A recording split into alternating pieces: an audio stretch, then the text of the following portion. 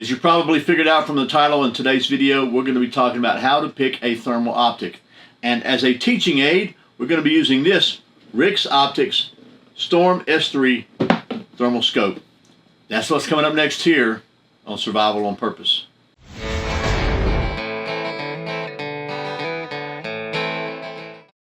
Welcome back to Survival on Purpose. My name is Brian. Thanks for joining me for another video where, as I said, today we're going to talk about thermal optics, how to pick a thermal optic. But first, today's words of wisdom from Proverbs. Today from Proverbs 13, verse 20, in the New Living Translation this time. Walk with the wise and become wise, for a companion of fools suffers harm. And I would be remiss if I didn't say a big thank you to my friends at Excess Sights for making today's video possible. Excess Sights are the site that I trust my life to every single day because I have them on every single concealed carry pistol I own. They are the fastest sight in any light, and they are made 100% in the USA, in Texas, by a bunch of great folks. So thanks to Excess Sights for making it possible for me to buy ammo, to test guns, and to do things like buy this new camera that hopefully is showing you a crystal clear picture now. Anyway, that being said, let's talk about them there thermal sights. So first of all, thermal optics. This is a thermal optic. Let me give you just a quick hound dog version of how this thing works, because that's going to tie into what's important and what's not when you're trying to pick one. So first of all, this basically is a fancy video camera. It is a infrared video camera, to be exact. And the components that are important to this thing that you need to think about as we're figuring out how to pick one, first of all, has a very special lens in front of it. This lens is usually made of something called germanium crystal, or maybe chalcogenide glass, if I said that right. Anyway, it's a special lens that lets certain frequencies of infrared light through, and then that's important. The lens is important. The next important component is the sensor. It hits a special sensor which transmits that into electrical energy into a processor, which transmits that signal to a video screen in the eyepiece. So when you're looking through a thermal optic, you're looking at a little video screen. So this is just essentially a fancy video camera, a very fancy video camera. So that's how it works. That'll give you a baseline of how to, why certain things are more important than others in this camera. I've got some notes here because I certainly, my brain's not that big. So before we get into that though, let me just say, since this video is probably definitely going to get demonetized because YouTube just doesn't like this kind of stuff, and I'm going to be showing you some through the lens footage so you can compare.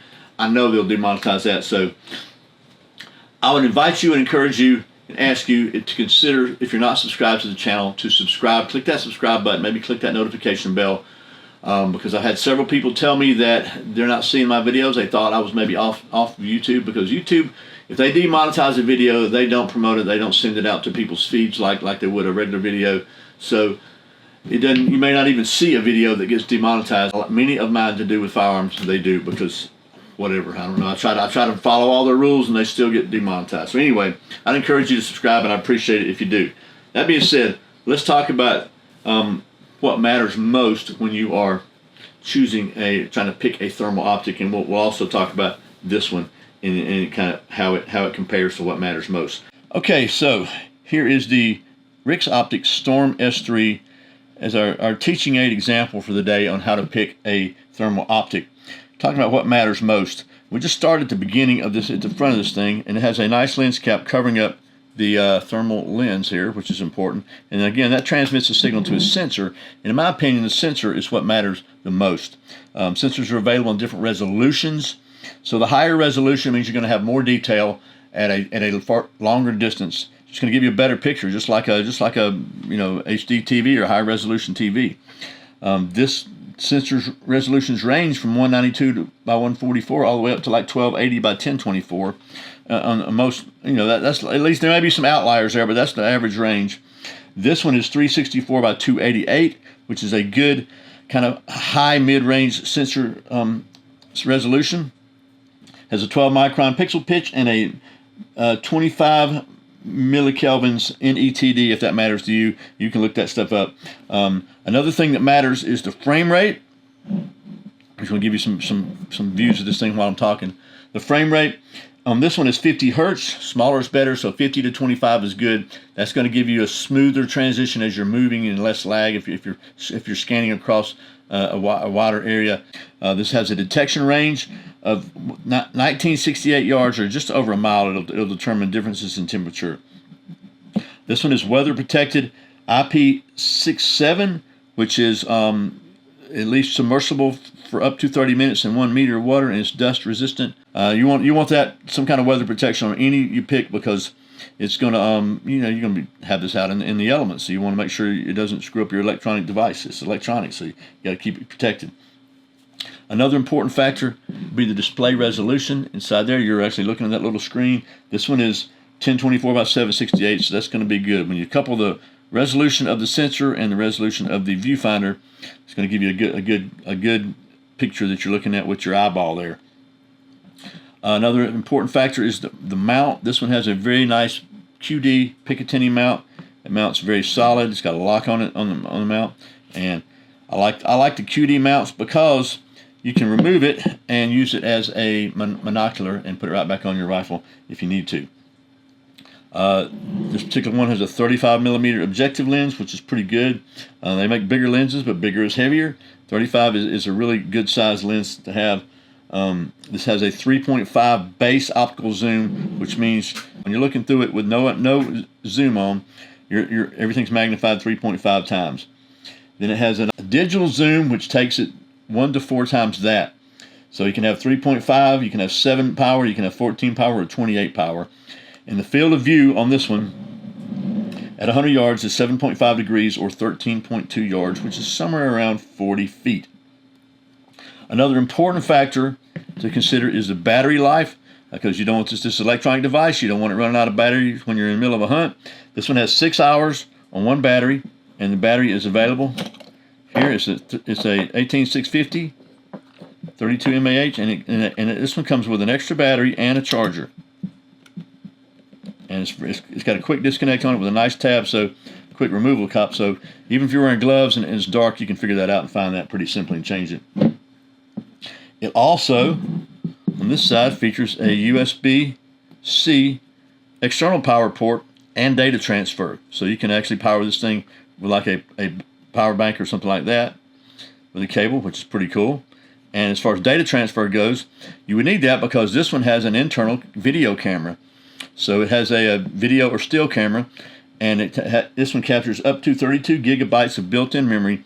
You can transfer it to your computer or whatever with a data cable. You can also use an app and a Wi-Fi connection to your phone and stream it directly to your phone, which is pretty cool.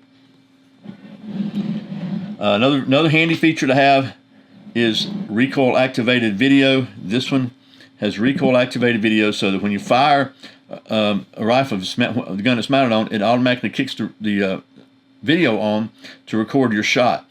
And through some sort of magic, it actually has pre-recorded before that, so it blends that in. So I don't know if there's a tiny DeLorean in here or what, but it kind of goes back a few seconds in time, so that's pretty cool. It's probably just running a loop all the time. I don't know.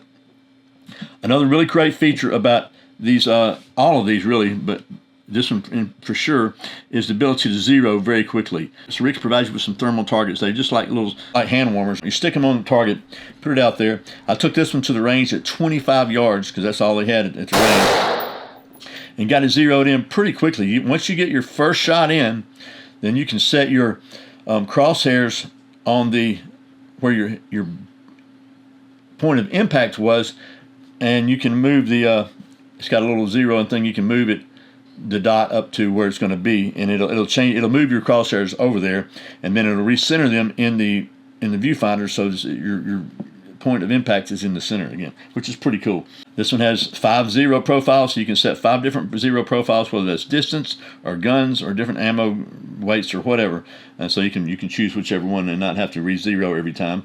Something else that's really important is simple operating buttons. This thing has simple buttons here. They're laid out very, very intuitively, and you don't have to go through a whole bunch of different menus to get to do what you need to do.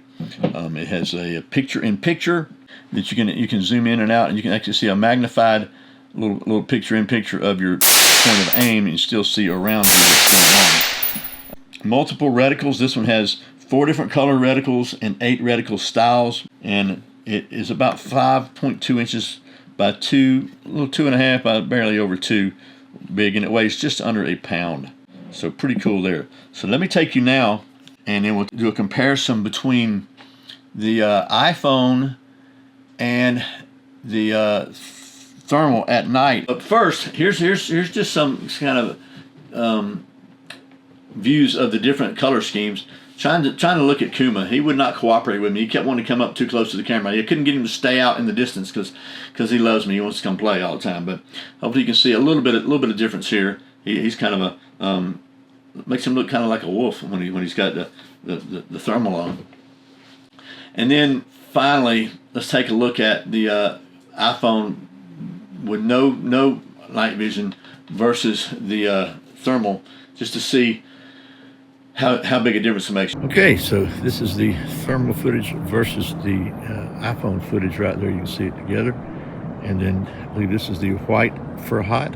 So we can change it now to black as heat, and that really looks probably a little more realistic. Change it to red as heat, and you still get a really good view of this one. That's the full color. That's my least favorite one, I think. So now I took it to a place where there is a little bit of light across the street. Maybe it's 100 yards, maybe it's 150 yards. You see the iPhone footage. We've got a light there, so you see it's pretty clear under the light. But if you look beyond the light, you can't really see nearly as good. So here on the thermal, this is red. So this, I believe, is black for heat, because there's the light and it's kind of black. And then we'll change it again. Look at it, but you look how much clearer it is in the background there. And that's going to be the white for hot. Pretty sure, is it? Yeah, it's almost like daylight out there, and that's pretty stinking cool. That, you know, this is, so even though it's technically not a night vision device, it's thermal. It really, man, it does really good. That's like almost, I mean, the grass looks like snow, but it looks like a nice wintry landscape. But you can see such details. You can see the details in the handrails, and there's the hose reel there and everything. And then that's the red for heat, and you can see that the stone has absorbed some heat over the day. And then that's full color. And it's pretty, but it really doesn't, for regular viewing, it doesn't really do it for me. And then I guess that's just red. And there's the, so. Wow, but that one is almost like just complete total night vision. Pretty cool. Chuck Norris can remember the future. So, what did you think about the through the lens footage, which surely has already gotten this video demonetized? But I had to show it to you because I was pretty impressed by it, because this is by no means the most expensive thermal on the market. Okay, which, like I said, there's a range of prices. This is kind of in maybe even on the lower end on some ranges. I've seen these things going up thousands and literally thousands, and it's $7,000-8,000 in a heartbeat you can spend on some thermal if you want to. This one again is around $2,000, and I was really impressed with the capabilities of what is, you know, realistically a mid-priced thermal optic. Man, it is crystal clear. It's got a good range. It's got a good sensor in it. It's easy to use. It's very user friendly.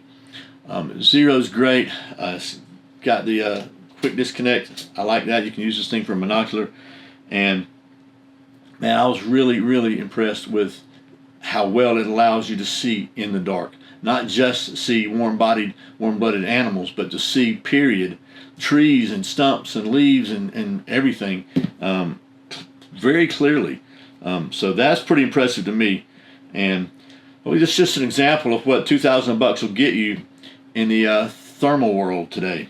Anyway, that's it. If you're looking for thermal, hopefully this video has been helpful to kind of help you figure out what's important. And again, just to hound dog it, for me, the top three things are going to be the sensor, for refresh rate, and then it's just going to be, like, for me, usability. Just how simple is it? I don't want to have to carry an instruction manual with me if I go on a hunt.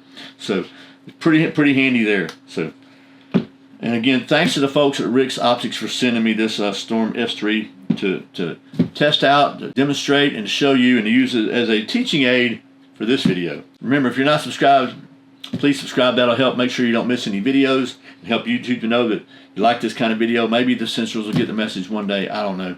But either way, I really sincerely appreciate you watching Survival on Purpose. Remember, survival is not an accident, so be prepared. I'll see you next time.